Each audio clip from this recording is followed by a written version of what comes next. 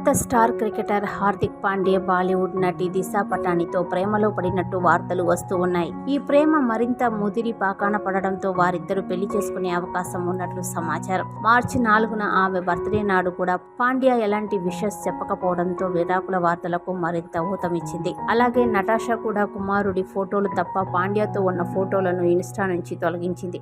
IPL Pandya Mumbai సారథ్యం వహించిన సంగతి తెలిసిందే. ముంబై మ్యాచ్ సమయంలో నటాషా ఎక్కడ స్టాండ్స్ లో కనిపించలేదు. ముంబైకి మద్దతుగా గానీ పోస్టులు పెట్టలేదు. మరోవైపు అటు నటాషా కానీ ఇటు పాండ్యా కానీ ఎక్కడా తమ విడాకులపై బహిరంగంగా స్పందించలేదు.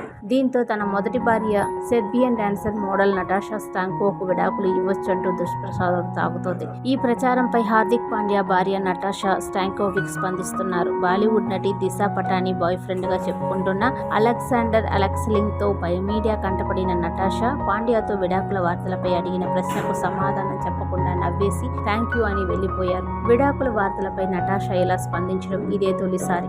ఆమె నర్మగర్భ సమాధానంతో విడాకులపై క్లారిటీ వచ్చేసిందని నెటిజన్లు కామెంట్లు చేస్తూ ఉన్నారు. పాండ్యా నటాషా కరోనా లాక్డౌన్ సమయంలో మే 2020లో వివాహం చేసుకున్నారు. వీరికి 3 ఏళ్ల అగస్త్య పాండ్యా అనే కుమారుడు ఉన్నాడు. నటాషా తన ఇన్స్టాగ్రామ్ హ్యాండిల్ నుంచి పాండ్యా అనే పేరును తొలగించడాన్ని గుర్తించిన నెటిజన్లు వీరిద్దరూ విడిపోబోతున్నారనే పోస్టులు పెట్టడంతో ఆ వార్త కాస్త వైరల్ అయ్యింది. గతంలో నటాషా ఇన్స్టాలో నటాషా స్టాంకోవిక్ పాండ్యా అని ఉండేది. ప్రస్తుతం నటాషా స్టాంకోవిక్ అని మాత్రమే కనిపిస్తోంది.